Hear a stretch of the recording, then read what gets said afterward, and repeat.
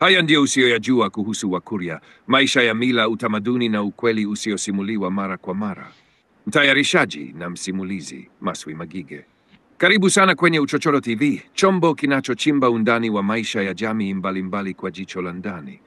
Leo tunakufungulia ukurasa wa kipekee kuhusu jamii ya Wakurya, jamii yenye utajiri mkubwa wa mila, hekaya na imani ambazo huenda hujawahi kusikia. Ukiwa nasi hadi mwisho, utagundua kwamba kuna mengi sana ya kujifunza kutoka kwa jamii hii ya pembezoni mwa Ziwa Victoria. Moja, kwa mujibu wa mila za Wakurya, baba halali wa mtoto si lazima awe mwanaume aliyempa mama mimba, bali ni yule aliyelipa mahari yake. Hii ni kwa sababu katika mila ya Kikurya, mtoto huzaliwa ndani ya heshima ya ndoa, kitanda hakizai haramu. Hii ni kanuni ya msingi inayohifadhi heshima ya familia na ukoo. Katika mazingira ambayo kijana wa Kikurya amefariki kabla ya kufunga ndoa, ukoo wake unaweza kumchagulia ndugu wa kumuoa mwanamke kwa niaba ya marehemu. Mwanamke huyo anakuwa mke wa marehemu, si wa yule aliyefanikisha ndoa hiyo. Na watoto wanaozaliwa katika ndoa hiyo hutambulika kama ni watoto wa marehemu, njia ya kipekee ya kuendeleza ukoo.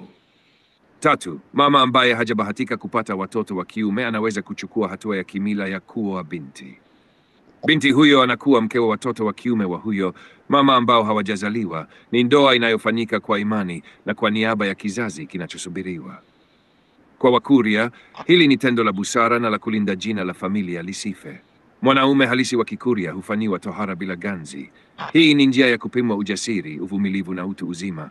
Ukifanyiwa tohara kwa ganzi hospitalini, jamii haikuhesabu kama mwanaume kamili. Hili ni tendo la kupitishwa kwenye daraja la wanamume kwa njia ya kihistoria na ya kuenziwa.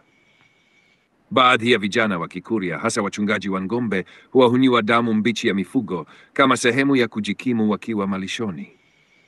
Kijana huenda porini na podo mbili za mishale, moja yenye mishale mirefu na yenye sumu kali kwa ajili ya kujilinda na hatari, nyingine yenye mishale mifupi isiyo na sumu ambayo hutumika kutoboa mshipa wa shingo ya ng'ombe na kutoa damu ambayo hunywewa moja kwa moja hadi kijana anaposhiba, kisha humwachia mnyama wake aendelee salama.